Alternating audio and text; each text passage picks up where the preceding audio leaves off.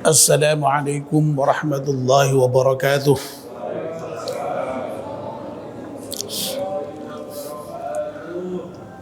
Bismillahirrahmanirrahim. Alhamdulillahi rabbil alamin. Wassalatu wassalamu ala asyrafil mursalin Sayyidina wa maulana Muhammad wa ala alihi wa sahbihi ajma'in. Amma ba'd. Ibu-ibu, bapak-bapak, dan saudara sekalian, alhamdulillah kita panjatkan syukur kepada Allah Subhanahu wa taala yang pada malam hari ini atas limpahan rahmat dan nikmatnya kita semua bisa hadir di masjid salat maghrib berjamaah, dan sekarang kita melanjutkannya dengan melakukan kajian ba'da maghrib. Kita memohon kepada Allah Subhanahu wa taala semoga seluruh rangkaian ibadah kita di malam hari ini diterima oleh Allah Subhanahu wa taala. Amin ya rabbal alamin. Mari kita mulai kajian kita dengan berdoa bersama-sama. Bismillahirrahmanirrahim. Asyhadu an la ilaha illallah wa asyhadu anna Muhammadar Rasulullah. Raditu billahi rabba wa bil islami dina wa bi Muhammadin nabiyya wa rasula. Rabbi zidni ilman nafi'a warzuqni fahman wa hukma wa alhiqni bis salihin. Amin. Bapak dan Ibu, kita masih meneruskan kajian kita Kitab Taysirul Khalaq. Kemarin kita baru saja menyelesaikan bab tentang as-sakha, kedermawanan. Nah, malam ini kita akan membahas bab baru, yaitu bab at-tawadhu', ya, tawadhu'. Namun sebelum kita membacanya, mari kita membaca surat Al-Fatihah sekali untuk pengarang kitab Taysirul Khalaq ini dengan iringan doa. Semoga kitab yang kita baca ini bermanfaat untuk kita semuanya. Ala hadiniyah Al-Fatihah. A'udzu billahi minasyaitonir rajim. Bismillahirrahmanirrahim. Alhamdulillahi rabbil alamin. Arrahmanir rahim. Maliki yaumiddin. Iyyaka na'budu wa iyyaka nasta'in. اهدنا الصراط المستقيم صراط الذين أنعمت عليهم غير المغضوب عليهم ولا الضالين آمين. Langsung saja kita baca ya, at-tawadhu'u, bab tentang tawadhu'. Ya. Kata tawadhu' ini nampaknya sudah menjadi bagian dari bahasa Indonesia ya. Kita sudah sering mengucapkan tuh kata-kata tawadhu itu. Ya. Nah, kata tawadhu ini padanannya dalam bahasa Indonesia itu merendahkan diri. Ya.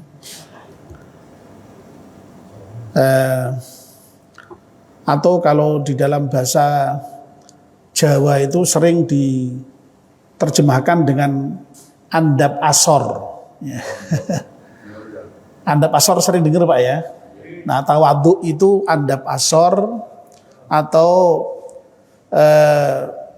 merendahkan diri. Ya. Ya. Dalam kitab Taysirul Khalaq ini, tawadhu itu didefinisikan dengan huwa, yang dimaksud dengan at-tawadhu itu atau merendahkan diri, atau dalam bahasa Jawanya andap asor itu khafdhul janahi. Kalau terjemahan letterleknya khafdhul janahi itu merendahkan sayap, ya, janah itu sayap. Tapi tentu yang dimaksud di sini ya bukan sayap dalam pengertian yang sesungguhnya. Wong kita ini kan tidak punya sayap ya. Ya, yang punya sayap tuh ya burung ya. Nah, burung itu kan kalau mengepakkan sayapnya itu kan tanda dia gagah begitu ya. Tapi kalau merendahkan sayapnya itu ya tanda merendahkan dirinya itu. Nah, yang dimaksud dengan khafdul janahi itu yang dimaksud adalah merendahkan diri, sikap merendahkan diri ya. Kalau kita baca Al-Quran misalnya kita menemukan satu ayat ya, yang bagian belakangnya itu memerintahkan kita untuk merendahkan diri di hadapan orang-orang mukmin ya. Itu yang digunakan juga kalimat ini ya, khafdul janah ini, tapi dalam bentuk perintah. Wahfid janahaka lil mu'minin. Ya. Rendahkanlah dirimu di hadapan orang-orang mukmin. Jadi di hadapan orang lain terutama orang mukmin itu kita hendaknya merendahkan diri. Nah, merendahkan diri itulah yang merupakan pengertian dari tawadhu itu. Ya. Wa ilanatul janibi, dan juga melembutkan ya janib itu sebenarnya kalau arti letterleknya itu lambung ya. Jadi melembutkan lambung itu maksudnya ya seringkali dipadankan dengan melembutkan diri, tidak keras, tidak kasar ya, dalam pengertian tidak sombong juga ya, sehingga yang dimaksud ya kurang lebih sama dengan merendahkan diri itu ya. Nah, lembah manah ya boleh ya, lembah manah begitulah ya, lembah manah ya itu bahasa Jawanya. Lembah manah itu kalau dalam bahasa Indonesianya apa? Lembut ya, jadi ya ada pasor gitu ya, jadi tidak sombong, tidak petakilan, itulah kira-kira ya begitu ya, ya betul ya. Nah, merendahkan diri di sini ini ada catatannya ya, min ghairi khissatin wala mudhillatin ya. Maksudnya ketika kita merendahkan diri kita itu, adab asor tadi itu tanpa disertai dengan kerendahan dan kehinaan, itu ya. Tidak kok lalu kemudian kita merendahkan diri itu lalu kemudian kita menjadi hina, menjadi rendah, itu tidak ya. Nah, itu catatannya ya. Jadi khissatin dengan mudhillatin itu ya artinya kurang lebih sama ya, kerendahan, kehinaan. Nah, merendahkan diri di situ itu dengan catatan tidak ada sifat kerendahan dan juga kehinaan di dalam diri kita ya. Nah, ini yang dimaksud dengan definisi tentang sikap tawadhu itu ya, merendahkan diri atau andap asor dalam bahasa Jawanya tadi itu. Tapi rendah diri di sini ini maksudnya bukan dalam pengertian juga merendahkan diri dalam pengertian rendah diri dalam pengertian minder. Itu bukan ya. Orang kan kadang-kadang merasa rendah diri dalam konteks minder. Ya, itu tidak. Ya. Ya. Makanya seringkali ada yang juga menggunakan istilah yang lebih pas itu bukan rendah diri ya. Kalau rendah diri itu nanti bisa dikonotasikan dengan minder ya. Ini bukan rendah diri dalam pengertian minder. Ya, lebih tepat rendah diri yang unsurnya itu lebih kepada rendah hati, tidak sombong maksudnya ya, tidak congkak, tidak merasa besar, tidak merasa hebat. Ya, itu kira-kira pengertian tawadhu di situ, rendah diri dalam pengertian seperti itu.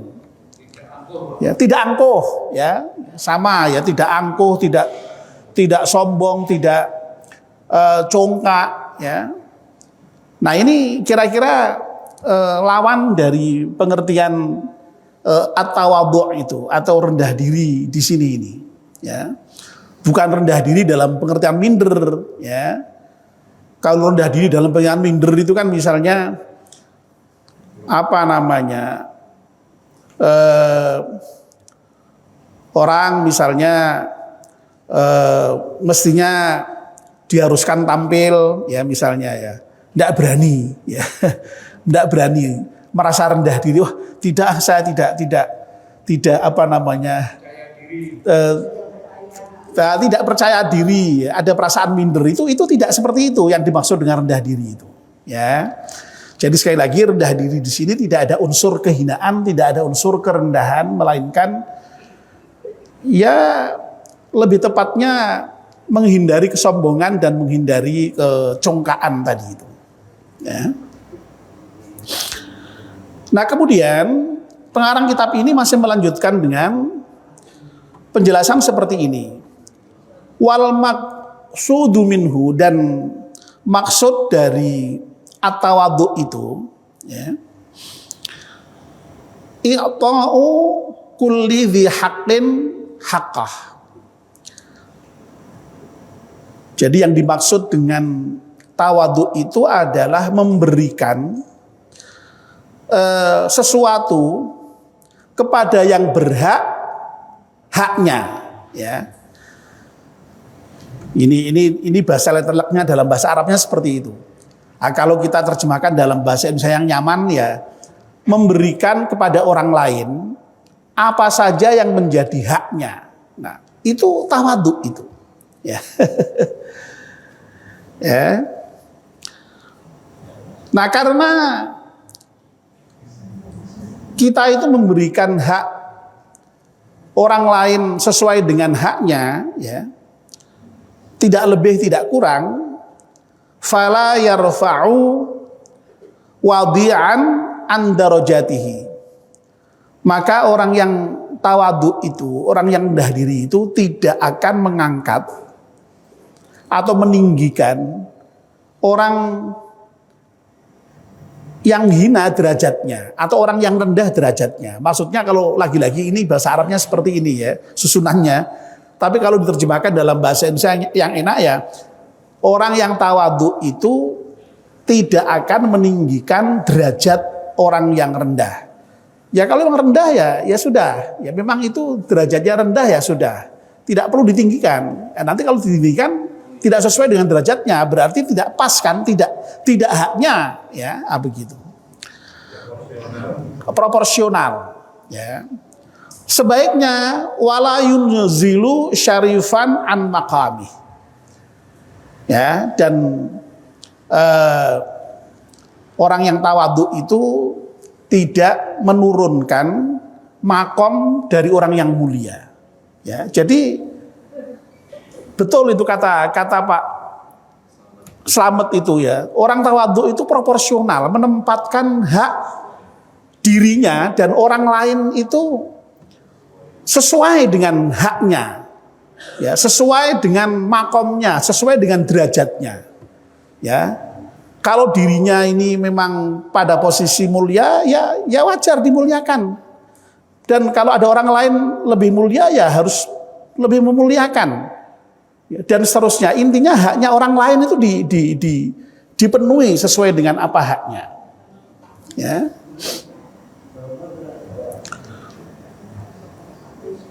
Nah, saya menduga ya, kemungkinan besar kata tawadhu itu memang dari kata wadu'a dalam arti menempatkan sesuatu. Nah, tentu saja di sini menempatkan sesuatu itu ya menempatkan pada tempatnya tadi itu, ya. Dalam pengertian bisa menempatkan dirinya dan diri orang lain pada tempat yang pas. Kalau menjadi haknya ya diberikan, kalau tidak ya tidak. Kira-kira begitu. Itu tawadhu, itu menempatkan diri secara tepat, ya, sesuai dengan derajatnya, sesuai dengan makomnya, baik itu tentang dirinya maupun orang lain, ya. Nah, sekarang kita ambil contoh misalnya, ya, kalau seorang anak misalnya, ya, itu kan anak tuh harus tawadhu kepada orang tua, harus merendahkan diri pada orang tua, harus andap asor pada orang tua, ya. Lah maksudnya andap asor, maksudnya merendahkan diri, menempatkan diri itu bagaimana? Ya maksudnya menempatkan diri pada posisi sebagai anak itu haknya apa, kewajibannya apa, ya. Kalau anak itu tawadhu dengan orang tua, berarti ya anak itu pasti pertama harus hormat kepada orang tua. Karena orang tua ini pasti lebih tua dibandingkan dengan anaknya. Sementara jelas ya kaidah yang lebih kecil itu harus menghormat kepada yang tua. Ya.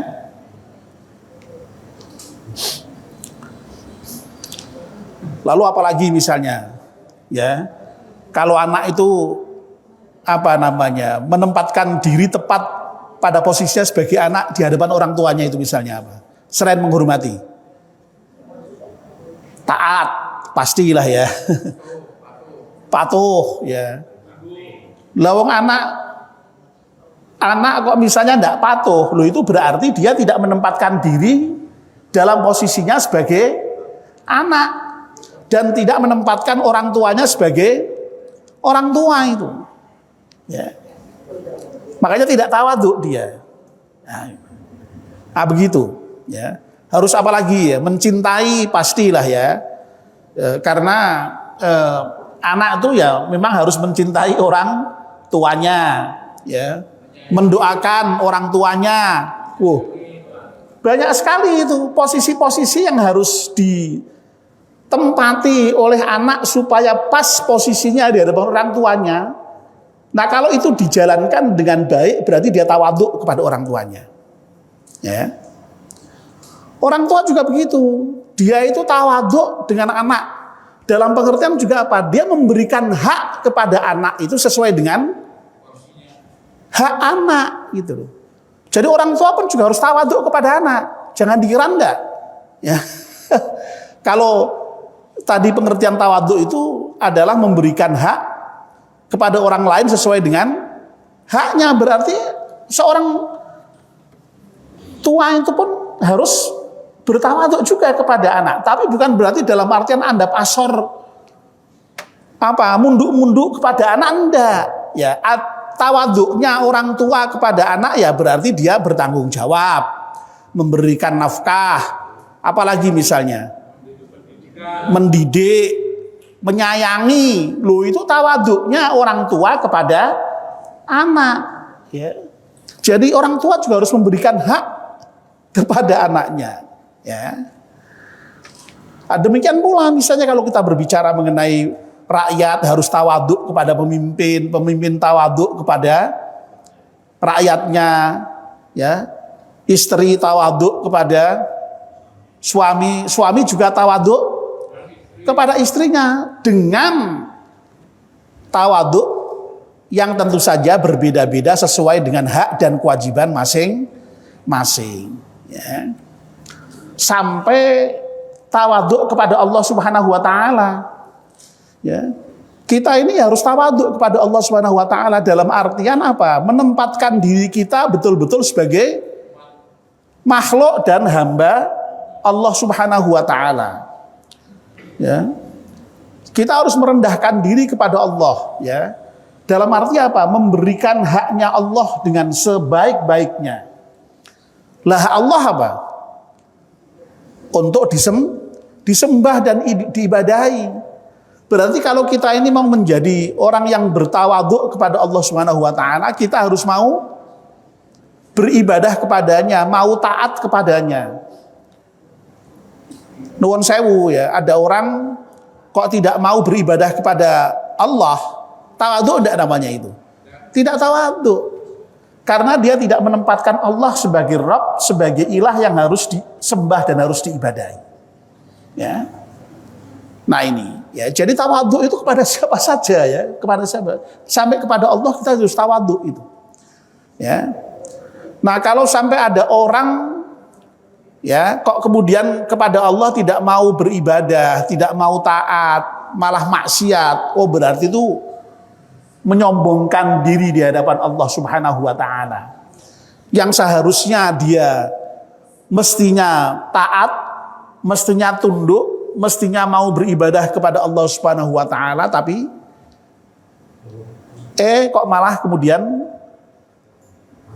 membangkang ya, ingkar ya,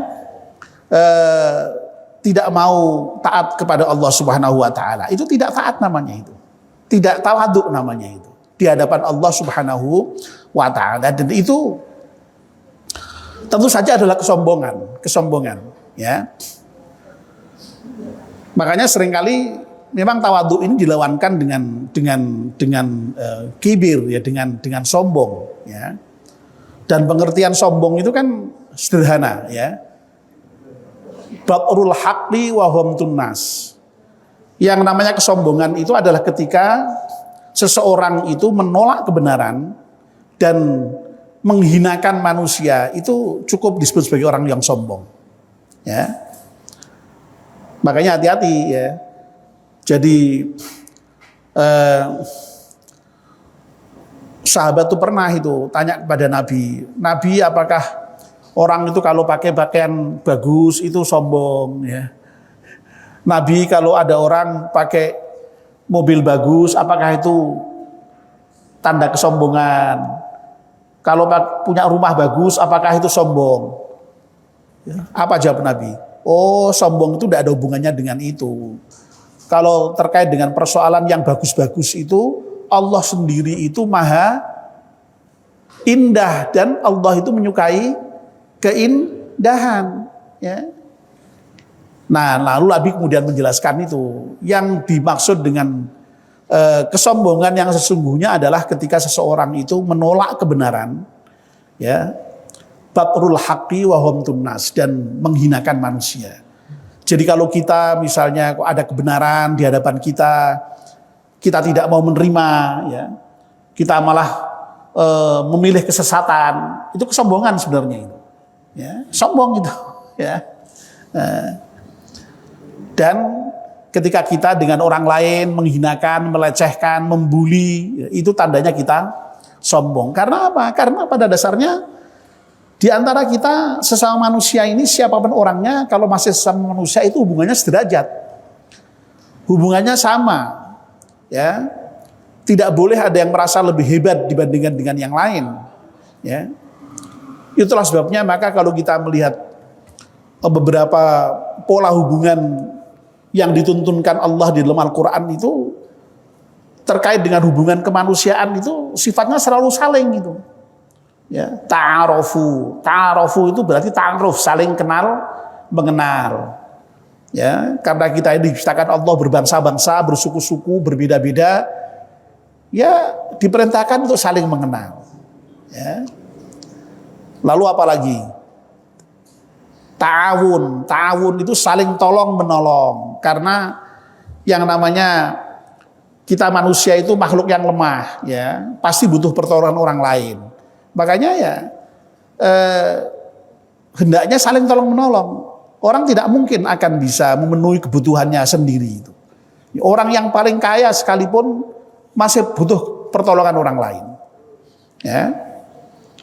Malah kalau semakin kaya semakin banyak pertolongan malah sebenarnya. Ya. Coba saja lihat itu, orang yang miskin itu malah nggak butuh pertolongan apapun itu, nggak butuh apapun itu kepada orang lain itu. Tapi kalau sudah agak sedikit kaya, butuh orang lain itu, butuh pembantu, ya, butuh yang nyetir mobil, ya, butuh kalau punya pabrik, butuh yang karyawannya mengerjakan pabriknya. Lu malah begitu mamanya, semakin banyak pabrik semakin butuh orang lain itu. Ya. Jadi sebenarnya dalam konsep kita itu seringkali agak kurang pas ya mendefinisikan sesuatu itu ya. Ya, orang kaya itu dikiranya kalau sudah tidak butuh apa-apa, padahal enggak, justru sebaliknya. Orang kaya itu malah semakin butuh apa-apa malahan itu. Ya. Ya, padahal yang disebut dengan kaya itu ketika orang tidak butuh. Ya. Kenapa Allah itu sampai kemudian disebut dengan Al-Ghaniyyu, Maha Kaya, itu karena Allah tidak membutuhkan apapun dan siapapun. Ya. Itu makanya Allah disebut dengan Maha Kaya itu. Nah, kita ini kan miskin, ya. Wong nyatanya kita ini butuh sembarang gitu. Kita ini fakir, butuh sembarang nyatanya itu ya. Nah, itu. Nah, jadi itu ya Bapak dan Ibu-ibu ya, sekali lagi bahwa yang namanya at-tawadhu itu maksudnya adalah memberikan apa yang menjadi hak orang lain ya. Secara tepat ya, tidak mengangkat derajat orang yang rendah dan juga tidak menurunkan derajat orang yang tinggi. Orang yang derajatnya tinggi kita hormati, orang yang derajatnya rendah ya tidak kita hinakan. Nah, kira-kira begitu. Ya. Kita lanjutkan ya, tinggal sedikit supaya selesai satu pertemuan saja ini.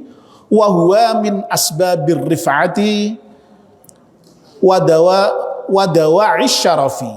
Ya. Dan yang namanya tawadhu itu merupakan sebab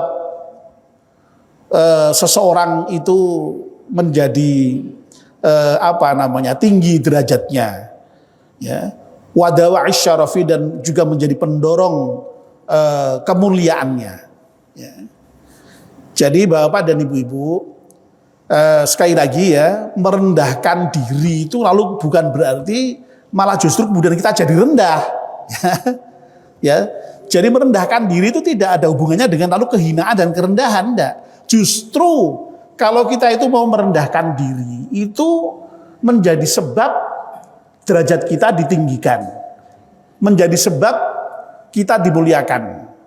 Ya, ya. Jadi orang yang rendah hati, orang yang rendah diri itu malah justru malah mulia, malah tinggi derajatnya malahan. Nah sebaliknya orang yang sombong itu meskipun kelihatannya dia membanggakan diri, membesarkan diri, ya, tapi sesungguhnya malah justru sebaliknya, dia hina, dia rendah malahan. Nah ini hati-hati ya. Jadi orang itu kadang-kadang mengira dengan sombong itu dikiranya lalu kemudian derajatnya naik, ya, kemuliaannya naik, ya. Tapi enggak, justru malahan dengan kesombongan itu akan jatuh, ya.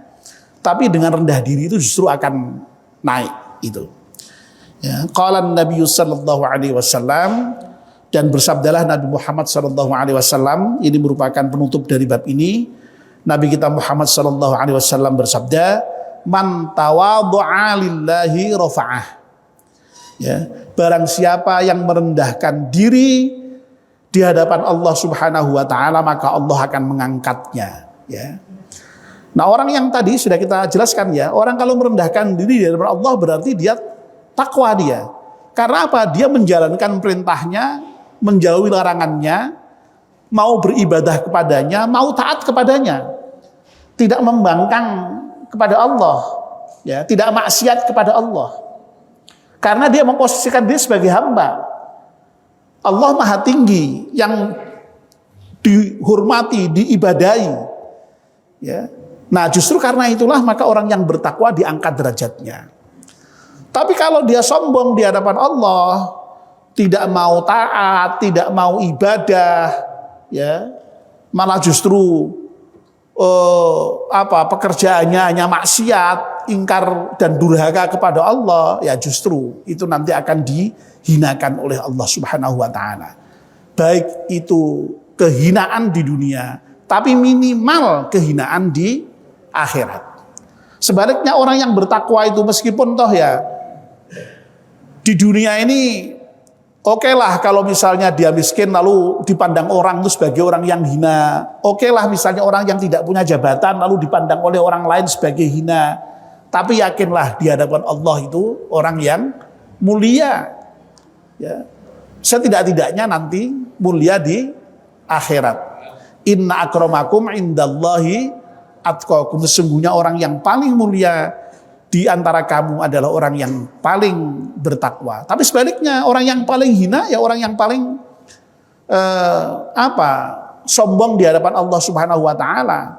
Ya, dalam secara hadis Nabi dinyatakan ya orang yang di dalam hatinya itu ada kesombongan sedikit pun ya tidak akan membau surga. Membau aja enggak ya apalagi masuk. Naudzubillah min dzalik ya. Dan saya kira ini tidak kaitannya dengan hanya Allah. Kalau kita ini misalnya tawadhu dengan orang lain juga pasti akan menghormati kita. Tapi sebaliknya kalau kita itu sombong dengan orang lain pasti akan menghinakan kita. Ya, menganggap kita hina. Ya. Nah, sehingga Masya Allah ya sikap tawadhu ini penting ya bagi kita. Dan kita mohon kepada Allah Subhanahu wa taala semoga Allah memberikan sifat tawadhu, sifat merendahkan diri ini kepada kita. Sifat menempatkan diri maupun orang lain pada tempatnya. Apa yang menjadi hak orang lain diberikan sepenuhnya. Apa yang menjadi haknya. Ya, tidak mengangkat derajat orang yang rendah, tapi juga tidak menurunkan derajat orang yang tinggi. Jadi proporsional sekali. Tadi kata Pak Slamet itu ya. Jadi kalau dengan sifat seperti itu, insya Allah hidup kita itu nyaman, ya, baik di tengah-tengah masyarakat kita. Ya, dan insya Allah hidup kita mulia, baik itu di hadapan manusia maupun di hadapan Allah Subhanahu wa taala. Amin ya rabbal alamin. Demikian kajian malam ini dan alhamdulillah bab at-tawadhu selesai. Insya Allah nanti akan kita sambung dengan bab berikutnya dan mari kita akhiri kajian kita dengan berdoa bersama-sama. Bismillahirrahmanirrahim. Wal 'ashri innal insana lafi khusrin illa alladhina amanu wa 'amilus salihati wa tawassaw bil haqqi wa tawassaw bis sabr. Subhanakallahumma wa bihamdika asyhadu an la ilaha illa anta astaghfiruka wa atubu ilaik. Wassalamu alaikum warahmatullahi wabarakatuh.